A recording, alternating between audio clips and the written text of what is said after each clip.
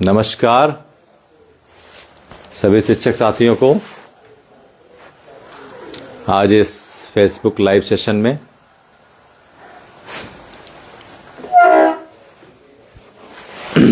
कैसे हैं आप लोग? ठीक हैं?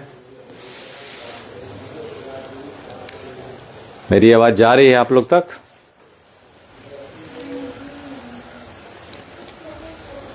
Am I audible to all of you? Let me know। 2-4 minute विलंब से मैं जुड़ा आपसे, कुछ कनेक्टिविटी इशू था जिस वजह से थोड़ी दिक्कत हुई, लेकिन अब सही है। जी रेणु जी नमस्कार, विजय गुप्ता जी नमस्कार।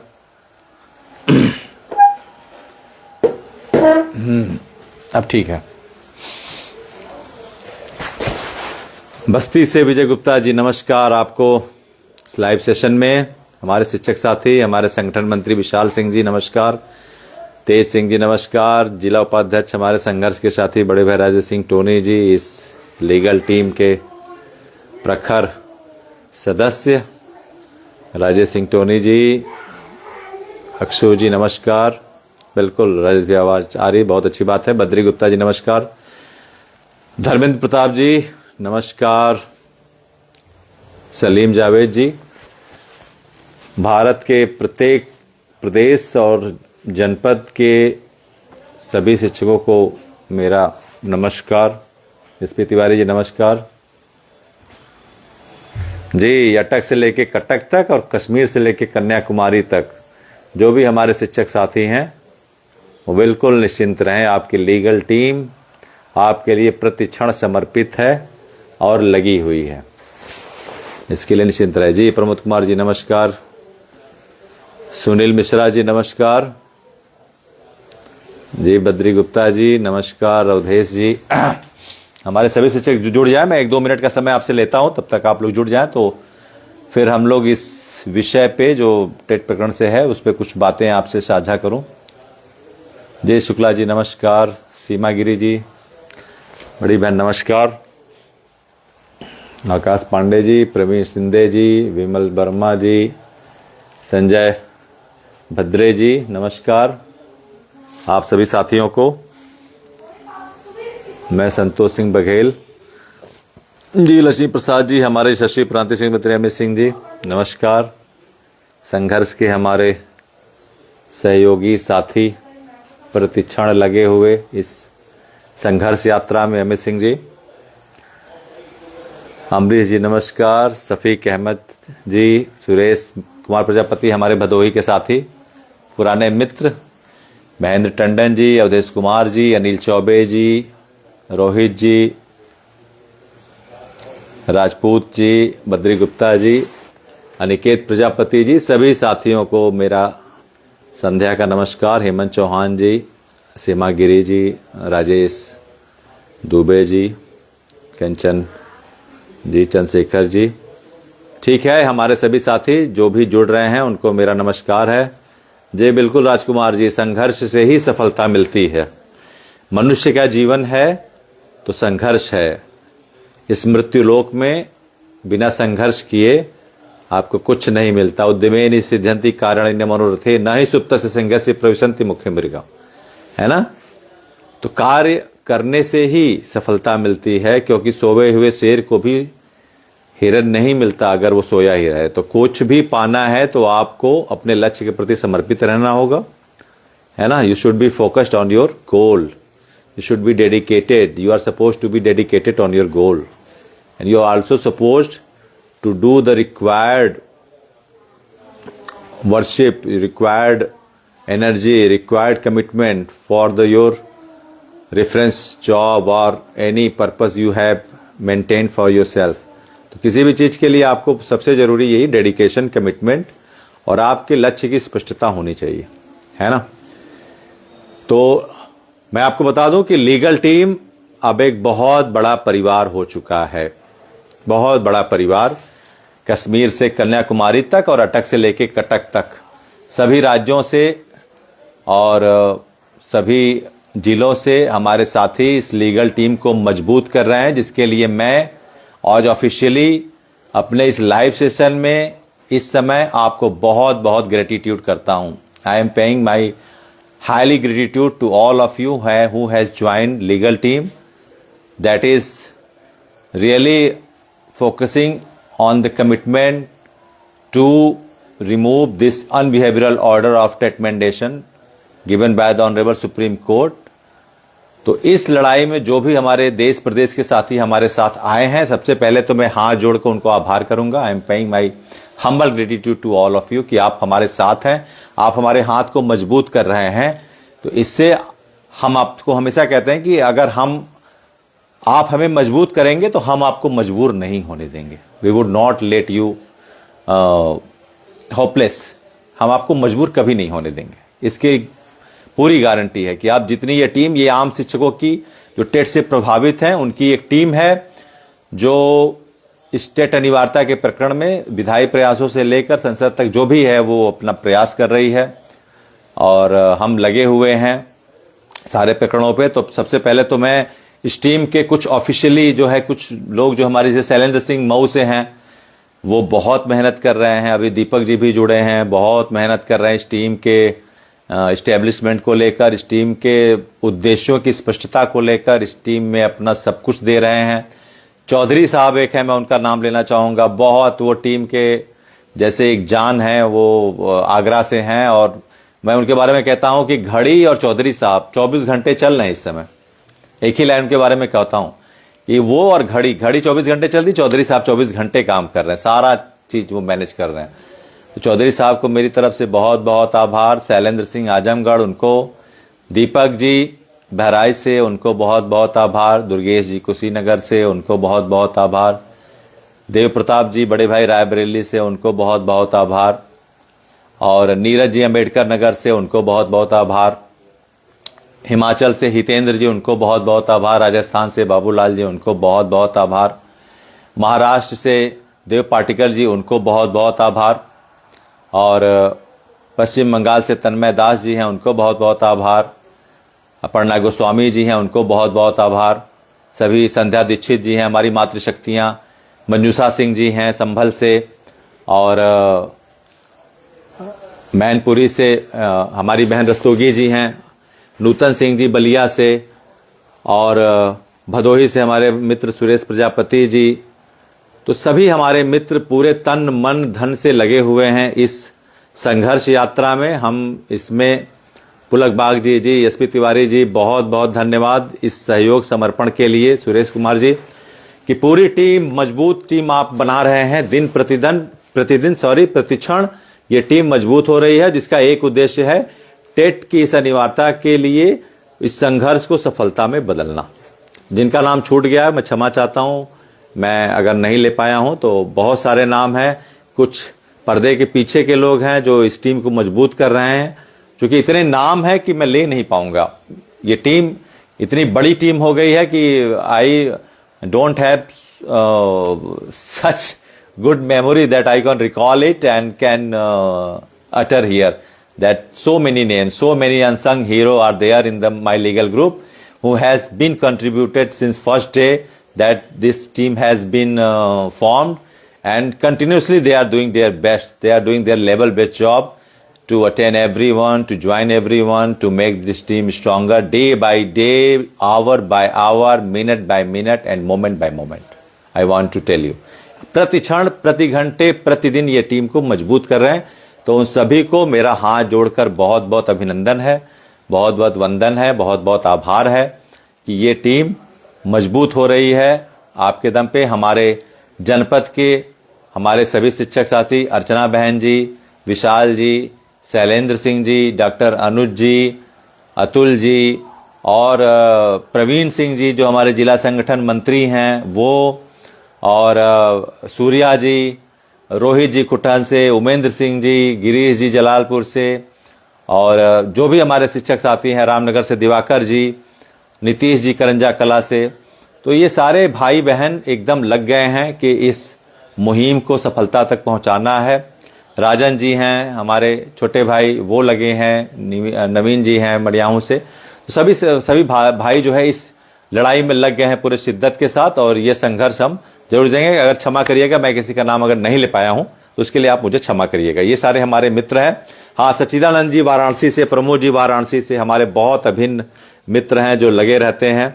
इलाहाबाद से कमल पांडे जी हैं, और इसी तरीके से हर जनपद में हमारे मित्र हैं जो हर जनपद में, स्टेट्स में, और धीरे धीरे ये कारवा बढ़ रहा है। हरियाणा से भी अंकित जी हैं, और हिमाचल से सीतन जी मैंने बताया ही है, केरला से हैं। तो सारे स्टेट से हमारे पास उस तरीके का जो स्नेह, प्यार, सहयोग, संबल मिल रहा है, उससे टीम आपकी मजबूत हो रही है।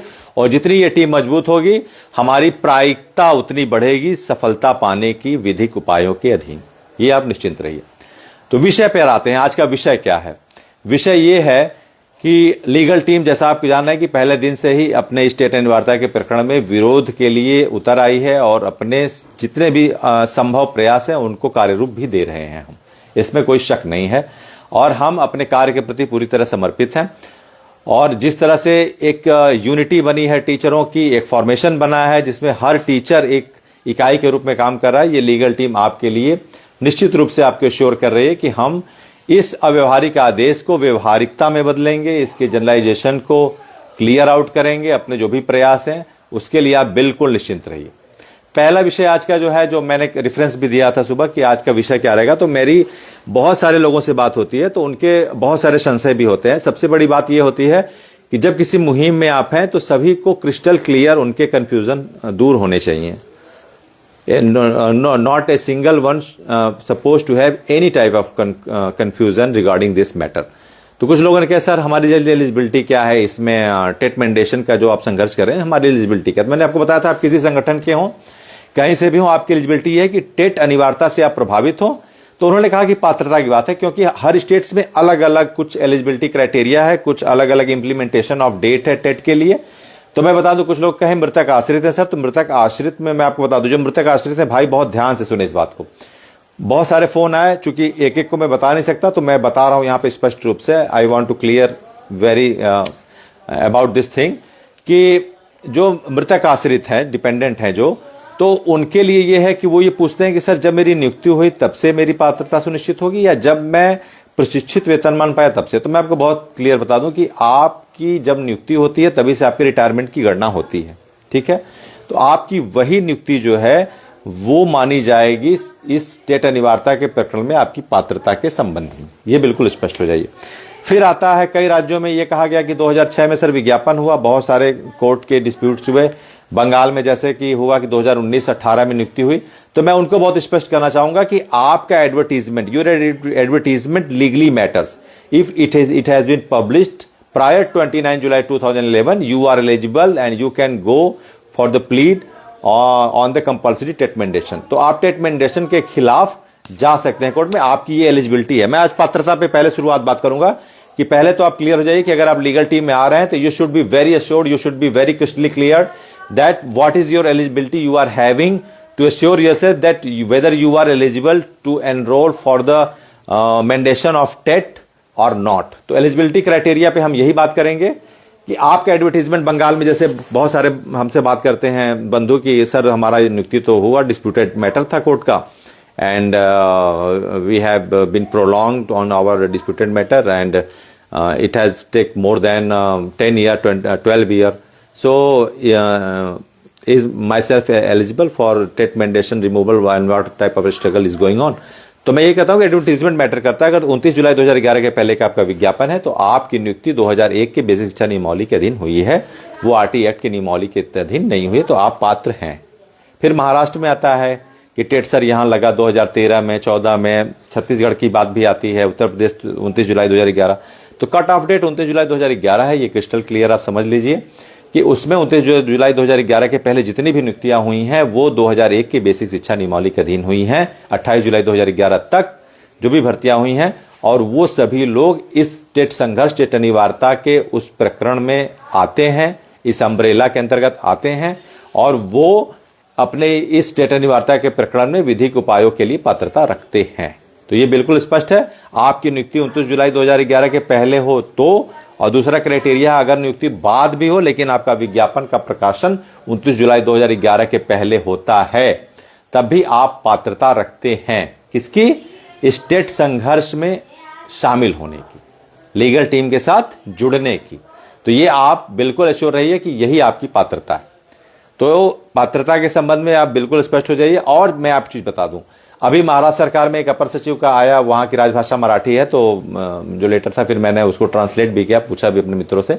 तो आपको मैं बता दूं कि जिस समय कोर्ट का ये आदेश आया 1 सितंबर 2025 को, अभी कल एक वायरल खबर भी हुई निकायों के संबंध में, बड़ी परीक्षा हुई कि दिल्ली के निकाय के टीचरों को माननीय सुप्रीम कोर्ट के द्वारा फिर से फटकार लगाई गई कि आपको सक्षमता परीक्षा देनी होगी अथवा आप अपने पद को छोड़े।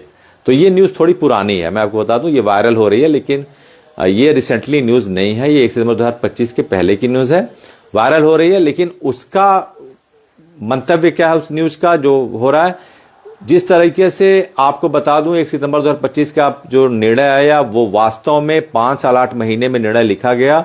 ये एक दिन का निर्णय नहीं था। इसमें जो भी प्रोसीजर चले जुडिशियल, उसमें कुछ लापरवाहियां हुई हैं। मैं बार बार कहता हूं मोनो हियरिंग हुई है, उसमें वो पक्ष रखा नहीं गया, पैरोकारी नहीं की गई, सक्षम अधिवक्ताओं का पैनल नहीं था और किसी न किसी तरीके से कुछ कैजुअल अप्रोचेस शामिल थे। उन कैजुअल अप्रोचेस की वजह से ये ज्यूरिसडिक्शन के बाहर निर्णय गया। वो वास्तव में अंजुमन केस में एक संवैधानिक निकाय को जो संविधान की धारा 30 के अंतर्गत नियमन और संचालन का अधिकार प्राप्त है, उनके लिए टेट की अनिवार्यता का विषय था और साथ में प्रमोशन में आरक्षण का था जो मद्रास हाईकोर्ट ने दिया था। लेकिन इस विषय को जिस तरह से कॉम्प्लिकेशन क्रिएट किया गया और जिस तरीके से कमजोर पैरवी की गई, लचर पैरवी की गई, किसी भी तरीके के सरकारी पैनल के जो माननीय हमारे अधिवक्ता गण हैं उन्होंने इस तरह से कैजुअल लिया, जिसकी वजह से ये इतना बड़ा विस्फोट हुआ जो वास्तव में अप्राकृतिक है, अव्यवहारिक है। इसको मैं जजमेंट मानता हूं, जस्टिस नहीं मानता। I don't accept it as a justice, it's only a judgment, it has been given।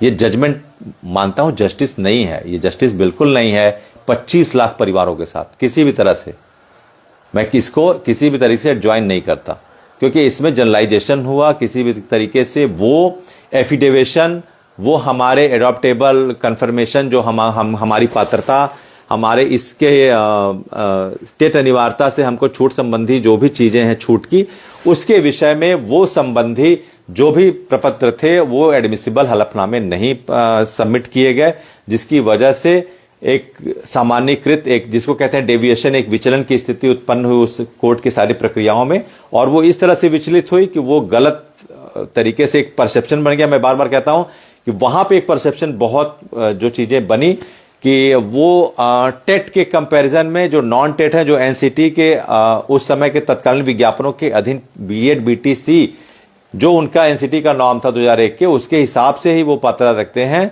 वो कहीं ना कहीं टेट के उसमें जिस तरह से जीरा हुआ, कमजोर पैरवी हुई, लचर वकालत हुई, उसकी वजह से कंपैरेटिवली ये माना गया कि दे आर नॉट डेक्स्ट्रस।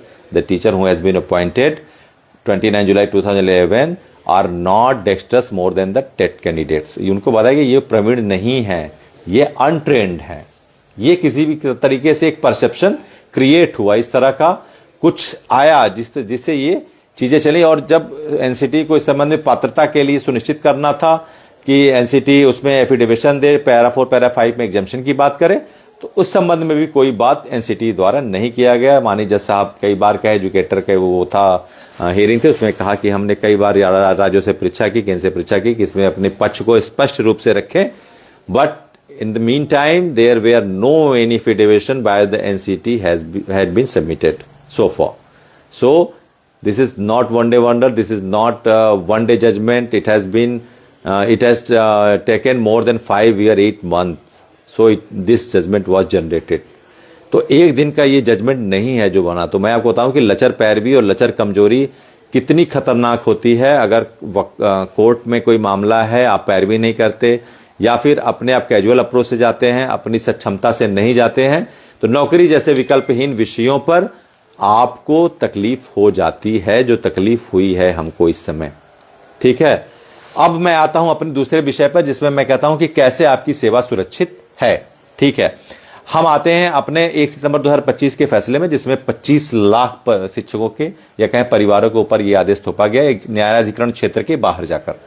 अब उसमें बात आती है विधायी प्रयासों की, तो उसमें यह कहा जाता है कि अमेंडमेंट सरकार लाए या फिर कोई अगर सदन नहीं चलता तो अमेंडमेंट 123 के अंतर्गत लाती हैं, और अगर सदन चलता है तो लोकसभा में विधेयक लाके स्टैंडिंग कमेटी के बाद दोनों सदनों से उसको पास कराया जाए। लेकिन आप ये बताइए कि हम अमेंडमेंट का मतलब क्या है, अमेंडमेंट के कंसेप्शन को समझिए। अमेंडमेंट तब होता है जब ये हम मान लें, इसका मतलब हमने मान लिया है कि 2011 के पहले नियुक्त शिक्षकों को टेट देना ही है, तब अमेंडमेंट की नौबत आती है। तब सरकार से हम कहते हैं अमेंडमेंट तो यही हुआ ना। अब कोर्ट ने अगर किसी भी तरीके से अगर ये फैसला दिया है तो अभी तो हमारे पास कानूनी रास्ता बचा है अपनी स्पष्टता को सिद्ध करने के लिए, अपनी पात्रता को सिद्ध करने के लिए, स्पष्ट करने के लिए, जिसके लिए हम कोर्ट में जाएंगे, रिव्यू में जाएंगे और ये सुनिश्चित करेंगे कि जो भी आदेश दिया गया है उसके अधीन हम नहीं आते हैं। क्योंकि 29 जुलाई 2001 पहले जो भी शिक्षक नियुक्त थे उनके लिए एनसीटी का जो 2001 का नॉर्म था उसके अधीन वो पूरी संतृप्तता रखते हैं 29 जुलाई 2001 पहले। तो अगर वो संतृप्तता रखते हैं, और मैं बताऊं कभी भी पात्रता किसी भी परीक्षा की वो सापेक्षिक होती है, निरपेक्ष नहीं होती, यूनिवर्सल नहीं होती। कभी आप नहीं कह सकते कि कोई पात्रता आप सुनिश्चित कर दे वो 40-50 साल तक रहेगी, वो कंक्रीट रहेगी, ऐसा कभी नहीं होता। 1965-70 में 8वीं पास टीचर होते थे, 1980 में 10वीं पास हुए, 90 में इंटर पास हुए, सन 2000 में बीएड बीटीसी आया, 2010 में टेट आया, 2030 में कुछ और आएगा। तो कोई भी पात्रता अपने आप में कभी भी निरपेक्ष नहीं होती, ये सापेक्षिक होती है। एनसीटी इसीलिए बना है, एक संस्था बनी है जो समय समय पर जो शैक्षिक आवश्यकताएं हैं समाज में, जो उनके अनुसार जो है, जो शैक्षणिक संवर्धन के लिए, उत्पादकता को संरक्षित करने के लिए शिक्षण में समय समय पर अभ्यर्थियों के लिए मानक तय करती है। तो ये एक सापेक्षिक विषय, निरपेक्ष नहीं है। 20 साल बाद टेट को भी हम इररिलेवेंट मानेंगे, कोई नई पात्रता आ जाएगी, ये बिल्कुल सुनिश्चित रहिए। कोई भी चीज सापेक्षिक होती है, निरपेक्ष कुछ नहीं होता। तो पात्रता के संबंध में ही सारी लड़ाई है कि पात्रता उस समय जिस तरीके से हमारे 29 जुलाई 2011 के पहले हमारी पात्रता को किसी भी तरीके से अधिकृत नहीं माना गया, उसकी अनदेखी की गई या उसका एडमिसिबल नहीं किया गया कि केंद्र सरकार द्वारा, या राज्य सरकारें आज जो सूचनाएं मांग रहे हैं वो सूचनाएं उस समय दे दिए होते, एग्जामिशन एनसीटी से एक एफिडेविशन करके सारी बातें स्पष्ट हो जाती, लेकिन उस समय वो नहीं हुआ। तो उसके न होने की वजह से ही आज ये सारी समस्याएं आई हैं। तो मैं यही कह रहा था कि अमेंडमेंट तब होता है, अध्यादेश तब आता है जब हम मान लें कि सही में हमारे पास जुडिशियल रिलीफ की बात नहीं है और जो जजमेंट आया वो सही है। बात को समझिए, मेरे बहुत गौर से समझिएगा, मोटी बात बता रहा हूं कि जब हम ये मान लेंगे कि जो माननीय दत्ता जी ने निर्णय दिया है उसके अधीन ये बातें बिल्कुल सही है कि 29 जुलाई 2011 के पहले नियुक्त शिक्षकों को भी टेट परीक्षा देनी चाहिए, तब सरकार कहेगी ना कि ठीक है, ये जो भी आरटी एक्ट में अगर है तो हम उस पर संशोधन करेंगे, उसके पहले के लोगों को जो नियुक्ति में छूट की बात है उसके लिए हम एक नया उपबंध लाएंगे, आरटी एक्ट में एक नया सब टाइटल हम जोड़ेंगे। लेकिन ये तो है ही नहीं है। एनसीटी खुद कहता है, एनसीटी इसको एलिजिबिलिटी मानता है, इसको क्वालिफिकेशन नहीं मांगता अपने चार्टर में। एनसीटी पैरा 4 पैरा 5 में 29 जुलाई पहले के शिक्षकों के लिए एग्जाम्पशन की बात करता है, जो उस समय हो नहीं पाया एडमिसिबल, वो अब होगा। तो कहने का मतलब है अभी अमेंडमेंट या जो भी चीजें होती हैं वो तो तब होंगी when we accept it that we have to clear the TET examination as per the order given by the Supreme Court. तब हम मानेंगे ना कि भाई ठीक है, सुप्रीम कोर्ट ने कहा हम पात्रता हमको देना है, तब हम जाएंगे सरकार के लिए कि भाई इसका मतलब है कि आपके उपबंधों में स्पष्टता नहीं है, आपके एनसीटी चार्टर में या आरटी एक्ट में ये स्पष्टता नहीं है, उनकी पंक्तियों से इस तरह की जो भावार्थ निकल रहे हैं वो स्पष्ट करने में असक्षम है कि 29 जुलाई 2011 के पहले के शिक्षकों को छूट दिए हैं आप। उनकी नियुक्ति 2011 के बेसिक शिक्षा नियमावली से हुई है और वो उस समय के वो सापेक्षिक संतृप्तता का पालन करते हैं और उनकी नियुक्ति किसी भी तरह से असंवैधानिक नहीं है। जब ये चीजें आएंगी तब हम अमेंडमेंट के लिए सरकार के पास जाएंगे कि सर हमको अब इसमें अगर है तो हमको इसमें आप एक उपबंध जोड़िए तब। तो पहली बात तो मैं बिल्कुल स्पष्ट करना चाहूंगा कि हम अमेंडमेंट या उसकी बात तब होगी जब हम वहां पे लीगली इस चीज को एक्सेप्ट कर लें या रिव्यू में ये मान लें यार कि ठीक है, हमको everyone who has been recruited prior 29/2011 has to clear the TET examination as per the order by the government. तो सॉरी सुप्रीम कोर्ट। तो कहने का मतलब सुप्रीम कोर्ट को अभी इन विषयों पर फैसला आने दीजिए, उनके रिव्यू में हम आपको बताए हैं मैं आपको बार बार बताता हूं कि लचर पैरवी, कमजोर वकालत से बहुत सामान्य मुकदमे जो होते हैं वो उसमें दिक्कत आ जाती है। तो नौकरी जैसे विकल्पहीन विषयों पर जिससे आपका पूरा जीवन जुड़ा है, आपका परिवार जुड़ा है, आपका समाज जुड़ा है, आपका स्वाभिमान जुड़ा है, आपका सम्मान जुड़ा है, आपकी सामाजिक परिस्थिति जुड़ी हुई है, उस विषय पर हम विकल्पहीन हो ही नहीं सकते। And we have to go the best one available in for the pleading to give us relief in the Supreme Court.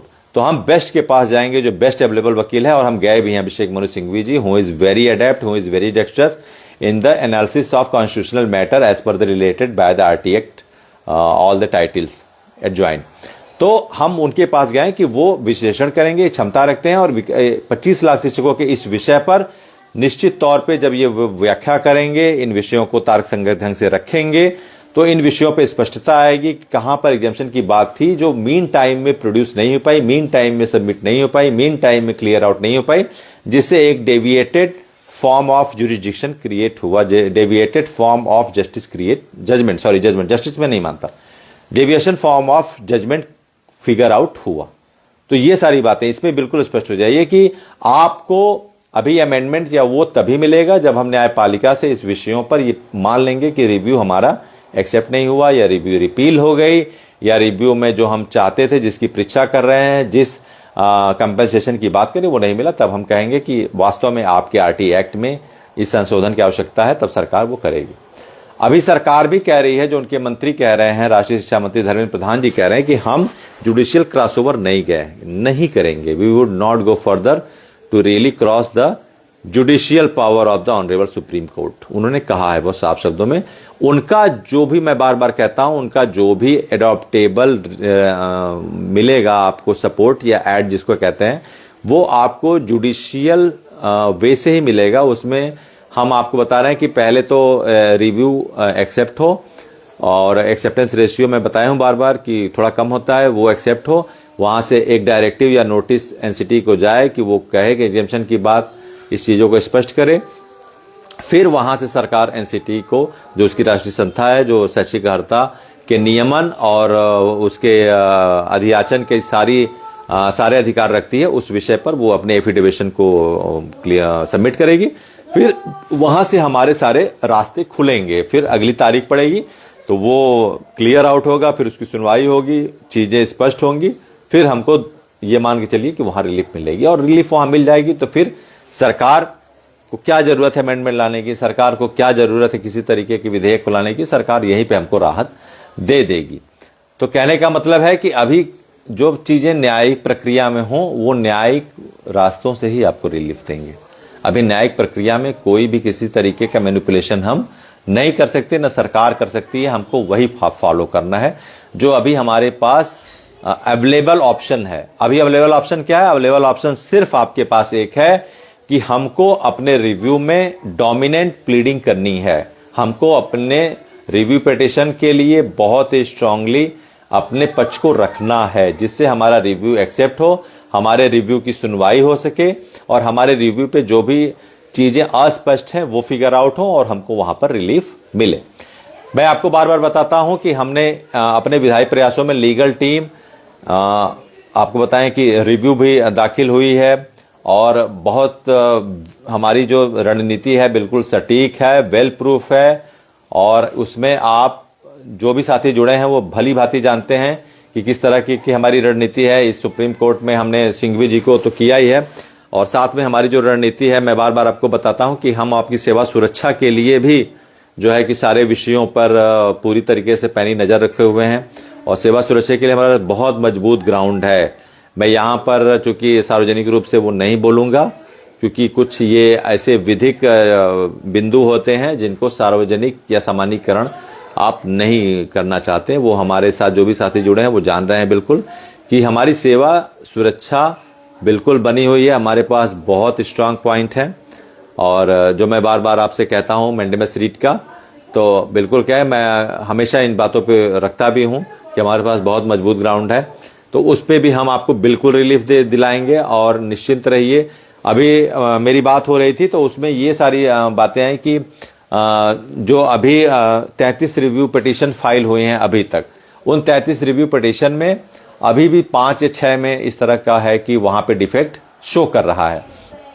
तो उस डिफेक्ट को लेकर मैं आपको बता दूं कि कुछ कोशिशें हो रही हैं, और अगर वो डिफेक्ट दूर हो जाता है तो ठीक है, नहीं तो मैं आपको बहुत स्पष्ट एक बात, बहुत ध्यान से सुनिएगा, अगर इसमें बहुत प्रोलॉन्ग टाइम जाता है तो फरवरी के 2nd या 3rd वीक तक सुनवाई की संभावना है। उसमें जो मेजर पॉइंट है मैं आपको बताऊंगा कि जो इसकी रिस्पोंडेंट टीम है, मेन रिस्पोंडेंट टीम है अंजुमन, ठीक है, अगर उनमें डिफेक्ट नहीं है और राज्य सरकारें जो गई हैं उनके किसी भी रिव्यू पिटीशन में कोई डिफेक्ट नहीं है, हमारे जो सीनियर काउंसिल हैं एकमात्र इस पूरे 33 मामलों में जो जिनको कहा जाता है कि Abhishek Manu Singhvi is the youngest one who has been awarded by the senior counsel, सबसे कम उम्र के हैं जिनको सीनियर काउंसिल कहा गया, और डिप्टी अटॉर्नी जनरल भी रहे, वो सबसे कम उम्र के लोगों को अगर आप सीनियर कहते हैं तो वास्तव में it's very you can say profound admirable thing. तो कहने का मतलब ये है कि इन राज्यों का प्लस अंजुमन जो मेन रिस्पोंडेंट टीम है, अगर उनके डिफेक्ट दूर हो जाते हैं तो, और जो अन्य में डिफेक्ट लगा है अगर वो कैजुअल इसी तरह रहेंगे, वो उनको अपने डिफेक्ट की चिंता नहीं है, तो फिर कोई दिक्कत नहीं है, उन्हीं को क्लब अप करके सुनवाई हो जाएगी।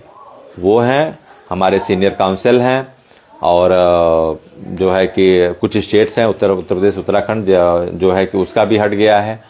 तो इन जो भी मुख्य इसमें पार्टियां हैं जिनके जो और ज्वाइन की हैं, जो रिव्यू पिटीशन में गई हैं सरकारें, तो उन पार्टियों को लेकर के अगर 4, 5, 6 भी क्लब अप हो जाएंगी तो वो बिल्कुल सुनवाई हो जाएगी। मोस्ट प्रोबेबली ये मान के चलिए कि वो फरवरी के 2nd वीक या फिर 3rd वीक में ये संभावित है कि वो हो जाएगा। और बजट सत्र की शुरुआत होने जा रही है 28 जनवरी से, और इतिहास में पहली बार रविवार को बजट पेश होने जा रहा है। लेकिन बजट सत्र में हम, जैसा कि हम आपको बताए थे कि सारे जो भी हमारे माननीय सांसद, हमने बात भी किया प्रश्नकाल के जो भी, लेकिन बजट सत्र में थोड़ा सा संभाव्यता ये रहती है कि बजट सत्र का जो मुख्य शीर्षक होता है बजट ही होता है। बजट पेश होगा, उस पे हर पार्टियों की चर्चा होगी, सारे सदस्यों का मत लिया जाएगा, पक्ष विपक्ष जो भी। तो कुछ अभी सरकार के इसमें अगर कुछ आता है तो हमारे लिए बहुत अच्छा रहेगा, उनके अनुकूल सरकार ने कहा भी है तो कि हम आएंगे, लेकिन अगर कुछ आधिकारिक आता है तो बहुत अच्छा है, उसका स्वागत है, क्योंकि पूरे भारत के शिक्षक इस बात की प्रत्याशा में हैं, इस बात को एक्सेप्ट कर रहे हैं कि सरकार एक आधिकारिक बयान जारी करे। लेकिन वो आधिकारिक बयान मैंने आपको बार बार बताया कि अभी अगर कहते भी हैं तो सरकार यही कहेगी कि मामला कोर्ट में है, और रिव्यू के मसले पर जब भी कुछ होगा तो हम आपके फेवर में उसके लिए सामने आएंगे। तो ये सरकार का विषय है जिसपे अभी हमको सारा फोकस इस पे करना है कि हमारी सुनवाई जल्द से जल्द हो और हम अपनी सुनवाई में अपना बेस्ट दें, और हमने उसकी पूरी तैयारी भी की है। हम आपको बता दें कि आपकी लीगल टीम, जिसमें सभी भारत के हमारे शिक्षक जुड़ रहे हैं, टीम को मजबूत कर रहे हैं, वो टीम आपके लिए लॉयल्टी के साथ, विश्वास के साथ, क्षमता के साथ, प्रतिबद्धता के साथ, संकल्प के साथ और पूरी ऊर्जा के साथ लगी हुई है। हमारी टीम, राजेश जी, अमित जी, सभी लोग लगे हुए हैं, और हमारे जो भी सदस्य हैं जनपद के और जनपदों के, प्रदेश के, मैंने सबका नाम भी लिया है। तो ये एक परिवार बन गया, एक कुटुंब बन गया है, जो आपके लिए पूरे भारत के शिक्षकों को हम निश्चित तौर पे राहत दिलाएंगे। हमने उसके विधायी सारे प्रयासों को कार्य रूप भी देना शुरू कर दिया है, और जो है कि वकील साहब से भी बात हुई भी है, तो मुझे लगता है कि दूसरे हफ्ते या तीसरे हफ्ते में इस चीज़ की लिस्टिंग हो सकती है। पहले हफ्ते में लिस्टिंग हो जाएगी, दूसरे हफ्ते के लिए अगर कुछ बातें बनती हैं आगे तो फिर हम उसके लिए भी जाएंगे। और जहां तक कुछ बातें हैं, कुछ शिक्षकों की परीक्षा रहती है इस विषय पे कि सर इसमें रिलीफ मिलेगा कि नहीं, क्या होगा, कैसे होगा, तो मैं उनको बार बार बताता हूं कि बिल्कुल मिलेगा रिलीफ, आप बिल्कुल एश्योर रहिए। क्यों नहीं मिलेगा? कुछ चीजें कभी कभी मिसगाइड हो जाती हैं, कभी कभी कहीं न कहीं से उसमें डेविएशन आ जाता है ना। तो कहने का मतलब है उसमें हम अपने पक्ष को रखेंगे, और एक बड़े पैरोकार जब किसी पक्ष में जुड़ते हैं तो न्यायपालिका भी सुनती है, और जब सुनेगी तो जाहिर सी बात है कि हमको हमारे इस समस्या से निदान मिलेगा। इसीलिए हमने बड़े चेहरे को, मैं आपको बता दूं, हमारा प्रयास यही था कि हम किसी भी तरह से समझौता नहीं करेंगे अपनी नौकरी से। हम बेस्ट अवेलेबल ऑप्शन के पास जाएंगे। हम अमित जी, राजेश जी जब दिल्ली रुके थे तो हम लोगों ने यही तय किया, हमने कई काउंसिल से मुलाकात की, सारे विषयों पर हमने चर्चा की, तो हम कहे कि नहीं, हमको जो भी ऑप्शन लिस्ट है हमको बेस्ट के साथ जाना है, और बेस्ट के लिए ही हमने जो है अभिषेक मनु सिंघवी जी को चुना, और वो इस केस को लेके बहुत कन्विंस्ड हैं। उन्होंने सारे पक्ष भी रखे, मैं आपको नहीं बता सकता क्या है कैसे है, लेकिन वो फेवर में और पॉजिटिव उनका कन्विंसमेंट था, और उस कन्विंसमेंट से हम लोग बहुत ही संतुष्ट थे, और आपको बताया भी कि आप बिल्कुल संतुष्ट रहिए। मुझे पत्र आते रहते हैं, एक बिटिया का पत्र आया था, उनके पापा का बीपी 200 हो जाता है और पापा परेशान रहते हैं। मैंने उसको समझाया, बात की कि नहीं बेटा, बिल्कुल नहीं परेशान होना, ये जो पूरा परिवार है ये एक है, ये 25 लाख परिवार, मैं आपका छोटा भाई, राजेश जी आपके छोटे भाई, अमित जी आपके छोटे बड़े भाई, हम भाई आपके लिए लगे हुए हैं। जितनी भी हमारी महिला शिक्षिका बहनें हैं उनका परिवार हमारा परिवार है, जितने हमारे भाई देश के किसी भी कोने में, उनका परिवार हमारा लीगल टीम का परिवार है। हम किसी भी तरीके से आप अपने आप को मेंटेन रखिए, अपने मानसिक स्वास्थ्य को, शारीरिक स्वास्थ्य को बिल्कुल मेंटेन रखिए। वो दिन भी आएगा, हम जीतेंगे, हम अपने संघर्ष को सफलता का कार्य रूप देंगे। तो जो भी हमारे भाई बहन हैं, हमारे पास बहुत मैसेज आते हैं, सर ये है वो है, सर दिक्कत होती है, लेकिन मैं बताऊं कोई दिक्कत नहीं है, कुछ भी नहीं हुआ आपके साथ गलत, कुछ भी गलत नहीं है, नया हम होने देंगे अगर गलत हुआ है, और आगे हम अपने इसी प्रयासों के लिए हम आपके लिए प्रतिक्षण लगे हैं कि हम आपको जो है कि सफलता दिलाएंगे, उसके लिए हम बिल्कुल कटिबद्ध हैं, और ये हमारा एश्योरेंस है। हम चूंकि जान रहे हैं कि हमारे पास क्या उपाय हैं जिनके लिए हम प्रतिक्षण लगे हुए हैं, तो आपको बिल्कुल निश्चिंत रहना है, आपको अपना काम करना है, आपको अपनी सेवा देनी है, 62 साल तक सेवा देनी है। चाहे हमारे एक हमारी बहन है वहाँ छत्तीसगढ़ से, देवांगन जी, वो परेशान थी, भैया बीच में तो आप लोग छोड़ेंगे नहीं। बड़े ही जैसे कुछ भावुक प्रश्न होते हैं, जज्बाती प्रश्न होते हैं, और वास्तव में मैं बताऊं तो हम लोग भावुकता से जुड़ गए हैं आपसे। हम तीनों लोग पूरे देश के शिक्षकों के साथ बिल्कुल इमोशनली अटैच हो चुके हैं, ये मैं ऑफिशियली बता रहा हूं आपको। मुझे पता नहीं क्यों लगता है कि हम 4 भाई, एक बहन और माता पिता और मित्र हैं हमारे जो भी सभी यहाँ पे, उसके अलावा मेरा एक बहुत बड़ा परिवार तो देश के कोनों कोनों में रहता है। हमारी बहनें हैं पीलीभीत में, अमरोहा में, हरदोई में, ललितपुर में, शाहजहांपुर में, संभल में, आगरा में, हिमाचल में, कुल्लू में, मनाली में, त्रिवेंद्रम में, गुजरात में, असम में, केरला में, पुदुचेरी में, राजस्थान में, तेलंगाना में, आंध्र में, छत्तीसगढ़ में, बिहार में, त्रिपुरा में, अरुणाचल प्रदेश में, मिजोरम में, बिहार में, उत्तराखंड में, गोवा में, है ना, सारी बहनें सारे भाई हमारे रह रहे हैं, तो हम उनके स्वाभिमान को कभी गिरने नहीं देंगे। Let me clear one thing, that we would not let you anyhow down. किसी भी कीमत पर, एट एनी रेट, हम आपके स्वाभिमान को झुकने नहीं देंगे। विश्वास रखिए, हम अपने जो भी संभावित विधिक प्रयासों से आपको सुनिश्चित कर रहे हैं कि आपको विजय जरूर दिला के रहेंगे। और इस केस के विषय में मैं आपको सारी बात पात्रता के विषय में बताया, आपकी सेवा सुरक्षा बिल्कुल इंटैक्ट है। मैं आपको अपील भी करना चाहूंगा कि आप लीगल टीम के साथ जुड़िए। देश के जितने भी शिक्षक हैं, आपको मैं एश्योर करूंगा, आप लीगल टीम से जुड़ेंगे तो आपको मानसिक शांति मिलेगी, आपको सब चीजें अपडेट मिलेंगी, आपको वो परिवार मिलेगा जो आपको बूस्टअप करेगा, इंकरेज करेगा, अपडेट रखेगा, सारी गतिविधियों से अपडेट रखेगा, अगली स्ट्रेटजी बताएगा। और आपके संबल से, मैं हमेशा कहता हूं कि संबल और सहयोग के और संबल से ये टीम आपकी संघर्ष को सफलता में जरूर बदलेगी। इसके लिए आप लोग बिल्कुल निश्चिंत रहिए, बिल्कुल क्लियर रहिए कि हमारा जो भी परिवार है, अभी ये पूरे भारत का जो है परिवार कुटुंब बन चुका लीगल। तो आप सभी साथी जो भी हैं वो जुड़िए। हम आपको जो फॉर्मेलिटीज है, आप ग्रुप पे जब मैसेज करेंगे व्हाट्सएप, तो हम आपको व्हाट्सएप ग्रुप से जुड़ने के जो भी जो फॉर्मेलिटीज है, इन्फो है, वो आपसे अवगत कराएंगे। हमारा नंबर भी है 7269045666, जैसा अमित जी, राजेश जी, हमारे और मित्र कमेंट बॉक्स में डाल भी रहे हैं।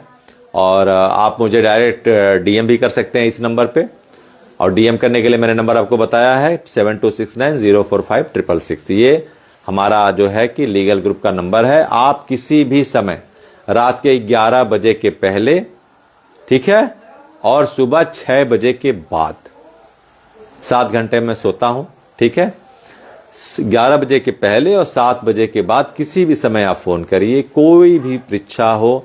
आप ये भी बता दूं, लीगल टीम से जुड़े हों ना जुड़े हों, लेकिन अगर आपकी परीक्षा है, किसी भी संगठन के हों, किसी भी प्रदेश के हों, हम आपके संशय को दूर करेंगे। आपके इस विषय पे जो भी संगत प्रश्न होंगे हम पूरा प्रयास करके जवाब देंगे, आपके शंकाओं का समाधान करेंगे और आगे के जो भी अपडेट्स हैं उसको देंगे। लेकिन अगर आप ग्रुप पे जुड़ेंगे तो आपको अपडेशन मिलते रहेंगे, है ना। वर्चुअली आप सभी चीज़ों से कनेक्ट रहेंगे। तो ये सारी बातें थी आज के इस लाइव सेशन में, और जो भी आगे सारी बातें अपडेशन में आएंगी वो मैं उनको समय समय पे आपको इत्तला करूंगा। बहुत बहुत धन्यवाद। आप एकदम इत्मीनान से रहिए और हम सकारात्मक बने रहिए। हम बिल्कुल आपके इस न्याय की लड़ाई को सफलता के पायदान पे पहुंचाएंगे और सभी शिक्षकों को, भारत के सभी शिक्षकों को उनका जो तार्किक न्याय है, व्यवहारिक न्याय है, वो जरूर दिलाएंगे।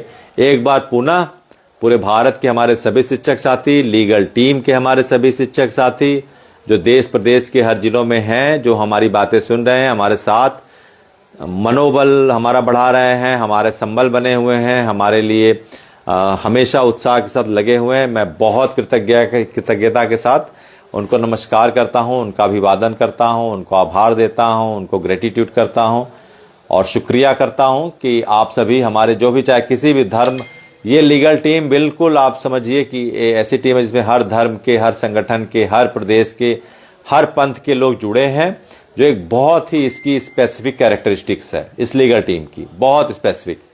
ये बहुत स्पेसिफिक कैरेक्टरिस्टिक हर पंथ के, हर संगठन के, मैं बता दूं हर शिक्षक संगठन के लोग जुड़े हैं, हर पंथ के, हर प्रदेश के, हर धर्म के। केवल वो होना चाहिए शिक्षक हैं और वो टेट अनिवार्यता से प्रभावित हो। ये हमारी खूबसूरती है हमारे लीगल टीम की। लीगल टीम को मजबूत करिए, हम आपको कभी मजबूर नहीं होने देंगे। बहुत बहुत धन्यवाद। नमस्कार।